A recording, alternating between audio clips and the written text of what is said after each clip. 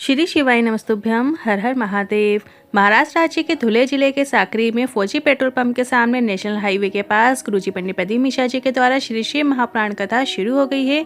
ये 7 दिवसीय शिव महाप्राण कथा है जो कि 24 जनवरी से 30 जनवरी तक आस्था चैनल यूट्यूब के माध्यम से दोपहर में 1 बजे से 4 बजे तक देखी जा सकती है।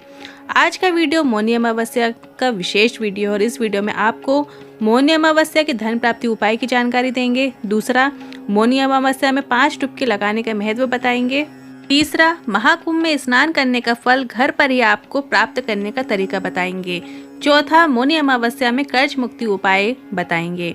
आपको आज की वीडियो में 29 जनवरी मौनी अमावस्या के लगभग 9 उपायों की जानकारी मिलने वाली है।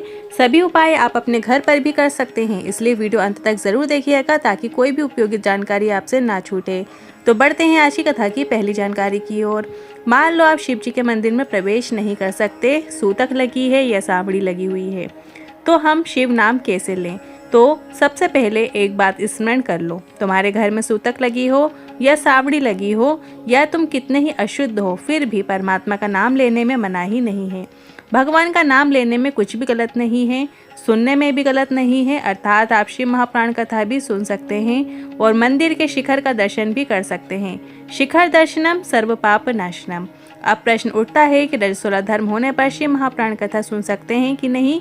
तो आप बिल्कुल शिव महाप्राण कथा सुनिए, कोई भी गलत नहीं है। भगवान आपकी काया को देखकर नहीं मिलते, आपके मन को देखकर आपको मिलते हैं।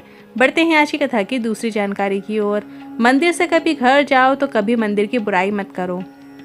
तीर्थ से कभी घर जाओ तो तीर्थ की कभी बुराई मत करना। शिव महाप्राण से कभी घर जाओ तो शिव पुराण की बुराई मत करो। इन 3 से बढ़कर भी एक स्थान है जहाँ पर बुराई नहीं करना चाहिए। एक बाप अपनी बेटी की शादी कर रहा हो तो उसकी शादी में पहुंचकर बुराई मत करो। बढ़ते हैं आज की कथा की तीसरी जानकारी की ओर। अब तक की सबसे बड़ी घोषणा करते हुए गुरुजी ने कहा, सीहोर कुपेश्वर धाम में आपके द्वारा भवन का निर्माण होने के बाद एक बड़ा हॉल बनने वाला है। वहाँ पर फ्री में निःशुल्क विवाह करवाएंगे, बारातियों को खाना भी खिलाएंगे और गिफ्ट भी देंगे और विदाई भी करेंगे। तो बस अपनी बेटी और दामाद को लेकर आना है। सब पंडित जी खाने पीने की जिम्मेदारी की विठलेश्वर सेवा समिति की होगी। बस आपको पहले से एक पर्ची कटवा कर डेट लेनी होगी और जो डेट मिले उसमें आकर शादी समारोह होगा और शाम को संध्या आरती के बाद विदाई हो जाएगी और प्रदोष के दिन जिनकी शादी होगी उनसे संध्या की आरती उस जोड़े से ही करवाएंगे। बढ़ते हैं आज की कथा की चौथी जानकारी की ओर। अब आगे की जानकारियों की जो मौनी अमावस्या से संबंधित है, जिसकी जानकारी गुरुजी ने आज तो नहीं दी, पर यह जानकारी पौराणिक मान्यताओं के अनुसार बहुत विशेष है, जिसे आपको एक बार जरूर सुन लेना चाहिए मौनी अमावस्या का अधिक से अधिक लाभ प्राप्त करने के लिए। मौनी अमावस्या के दिन स्नान दान के कार्यों के साथ सूर्यदेव की पूजा का बड़ा महत्व है। मौनी अमावस्या के दिन सुबह के समय जब आप उठे पवित्र नदी में स्नान कीजिएगा। इसके बाद तांबे के लोटे में जल भरकर सूर्यदेव को अर्घ्य दें। ऐसा करने से घर की दरिद्रता दूर होती है और घर का धन धान्य से भंडार भरा रहता है। अब सूर्यदेव को जब आप जल भर कर देंगे, जल की धार से सूर्य नारायण भगवान के दर्शन जरूर कीजिएगा। अब बढ़ते हैं अगली 5वीं जानकारी की ओर। मौनी अमावस्या के दिन शाम को तुलसी के पौधे की पूजा की जाती है। इस दिन शाम को तुलसी के पौधे के पास घी का दीपक जरूर जलाएं और पौधे की 108 बार परिक्रमा करें। यदि आप 108 बार नहीं कर सकते हैं तो आप 11 बार, 21 बार, 51 बार, जितनी आपसे बन सके उतनी परिक्रमा करें। ऐसा करने से साधक के समस्त दुखों का नाश होता है। बढ़ते हैं अगली 6वीं जानकारी की ओर। मौनी अमावस्या के दिन काल सर्पदोष और सर्पदोष से छुटकारा पाने के लिए भी उपाय किए जाते हैं। इसके लिए आपको चांदी के नाग नागिन की पूजा करनी होती है और इसे सफ़ेद फूलों के साथ बहती नदी में प्रवाहित करना होता है, या आप किसी ब्राह्मण के द्वारा किसी पवित्र नदी के तट पर भी इस पूजा को करा सकते हैं और चांदी के नाग नागिन की पूजा करें, अभिषेक करें और उसको फिर विसर्जन कर दें। बढ़ते हैं अगली 7वीं जानकारी की ओर। मौनी अमावस्या के दिन पशु पक्षियों को भोजन खिलाना चाहिए। इस दिन चींटियों को आटे में शक्कर मिलाकर खिलाएं। थोड़ा सा आटा सेक लें या रवा सेक लें और इसके बाद उसमें शक्कर मिलाकर चींटियों को डाल दें। अब चींटियों को आप कहाँ पे डालेंगे? तो आप किसी वृक्ष के नीचे डाल दीजिएगा। जो बड़े बड़े वृक्ष होते हैं उनके नीचे चींटियाँ ज़रूर आपको मिल जाएंगी, तो आप वहाँ पर जाकर उन आटे को डाल सकते हैं। इसके अलावा आप मछलियों को आटे की गोलियाँ खिलाएं। आप नदी के अंदर जो आटा होता है उसकी छोटी छोटी गोली बना लीजिए और वो आपको नदी के अंदर डाल देना है, वहाँ से मछली उसे पालेंगी। इसी तरीके से पक्षियों के लिए आपको छत पर दाना पानी रख दें। ऐसा करने से घर में सुख समृद्धि का वास होता है और बीमारियों का नाश होता है। रोग घर में प्रवेश नहीं करते हैं। सबका जो स्वास्थ्य है वो अच्छा बना रहता है। बढ़ते हैं अगले 8वीं जानकारी की ओर। मौनी अमावस्या के दिन पितृदोष से मुक्ति पाने और पितरों का मोक्ष दिलाने के लिए पितरों के निमित्त तर्पण और पिंडदान करवा सकते हैं। आप इस दिन पितरों की तृप्ति के लिए भी एक उपाय कर सकते हैं, जो कि गुरुजी का बताया गया है। तो 7 जगह चंदन की बिंदियाँ लगानी होती हैं। तो ये उपाय में आपको शिवालय जाना है और शिवलिंग पे सबसे पहले एक चंदन की बिंदी लगाना है, गणेश जी के स्थान पर दूसरी, फिर कार्तिकेय जी के स्थान पर तीसरी, अशोक सुंदरी माता के स्थान पर चौथी, और जो गोलकटी भाग होता है वहाँ पर 5वीं, और इसके बाद जो ऊपर जलाधारी लगी होती है वहाँ पर 6वीं बिंदी लगाना है। यदि ऊपर जलाधारी नहीं लगी हुई है तो आपको वही बिंदी शिव जी के 5 पुत्रियों का नाम लेते हुए शिवलिंग पर ही लगा देनी है। और इसके बाद में जो एक बिंदी है वो आपको दंडी के दोनों सींग में लगा देनी है। इस तरीके से पितृदोष से मुक्ति पाने के लिए भी आप इस उपाय को कर सकते हैं। अगली 9वीं जानकारी की ओर। मौनी अमावस्या के दिन शाम को ईशान कोण में लाल रंग के धागे की बाती बनाकर गाय के घी में आपको दीपक लगाना है। अब लाल रंग के धागे की बाती मतलब जो आटी होती है, जो आपका लावा होता है, उसके अंदर आपको बाती बना लेना है उसकी, और गाय के घी में उसका दीपक लगाना है ईशान कोण की ओर। मान्यता है कि ऐसा करने से माँ लक्ष्मी प्रसन्न होती है और घर में बरकत आती है। बढ़ते हैं अगली 10वीं जानकारी की ओर। मौनी अमावस्या के दिन राहु, केतु और शनि समेत ग्रह दोषों के निवारण के लिए गरीबों और जरूरतमंदों को अन्न, धन और वस्त्र का दान जरूर करें। बढ़ते हैं अगली 11वीं जानकारी की ओर। मौनी अमावस्या के दिन 5 डुबकी का बहुत ही अधिक महत्व होता है।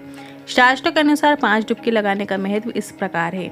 यदि आप 5 डुबकी इस प्रकार से लगाते हैं, तो जैसे पहले डुबकी आपको ऐसे लगानी है। पहले डुबकी लगाने के लिए पूर्व दिशा की ओर मुख करना है और स्नान करना है। इससे पहले आपको गंगा, यमुना, सरस्वती और जल देवता को प्रणाम करना चाहिए। यह डुबकी आपके जीवन में सकारात्मक ऊर्जा का संचार करती है। दूसरी डुबकी भी आपको पूर्व दिशा की ओर करके लगानी चाहिए, पर इसे लगाने से कुल देवता और इष्ट देवता की कृपा प्राप्त होती है। तो आपको अपने कुल देवता, अपने इष्ट देवता और अपनी कुल देवी का भी स्मरण करना चाहिए। तीसरी डुबकी आपको लगाते समय उत्तर दिशा की ओर मुख करके लगानी चाहिए। इससे भगवान शिव, माता पार्वती, सप्त ऋषियों और गुरुओं का आशीर्वाद प्राप्त होता है।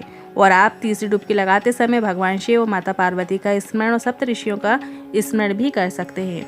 चौथी डुबकी पश्चिम दिशा की ओर मुख करके लगानी चाहिए। यह किन्नर, यक्ष, गरुण और 33 कोटि देवी देवताओं का आशीर्वाद प्रदान करती है। इसके बाद जो 5वीं डुबकी होती है, अंतिम डुबकी होती है, इसे दक्षिण दिशा की ओर मुख करके लगानी चाहिए। यह डुबकी पूर्वजों की आत्मा की शांति और कल्याण के लिए होती है। इन 5 डुबकियों के माध्यम से श्रद्धालु सभी देवी देवताओं और पितरों का आशीर्वाद प्राप्त कर सकते हैं। यह स्नान जीवन में उन्नति और सुख समृद्धि का मार्ग प्रशस्त करता है। हैं अगली 12वीं जानकारी की ओर। मौनी अमावस्या के दिन अगर आप बड़ी नदी के तट में नहीं जा पा रहे हैं या महाकुंभ में स्नान करने नहीं जा पा रहे हैं, तो आपको अपने घर पर ही बड़ी नदियों में स्नान करने का फल कैसे प्राप्त होगा, उसके लिए ध्यान से सुनिएगा। यदि आपको जो लोग प्रयागराज जा चुके हैं, यदि वो लोग आपको थोड़ा सा जल ला के दे दें या वहाँ की जो मिट्टी है वो थोड़ी सी ला के दे दें, तो आप अपने घर के जो नहाने का पानी उसमें आप वो जल और थोड़ा सी मिट्टी आप डाल सकते हैं। यदि आपको नहीं मिलती है तो आपको इस तरीके से स्नान करना है। मौनी अमावस्या के दिन बड़ी नदियों में, तीर्थ में, बड़ी पवित्र नदियों में स्नान करने का महत्व है, पर हर किसी के लिए इस समय पर वहां पहुंच पाना मुमकिन नहीं होता है। तो गुरुजी ने इसका भी एक काफ़ी अच्छा उपाय बताया है। आप अपने घर पर ही स्नान कर रहे हो तो स्नान करने से पहले उस जल में आप थोड़ा सा गंगा जल की बूंदें डाल लें।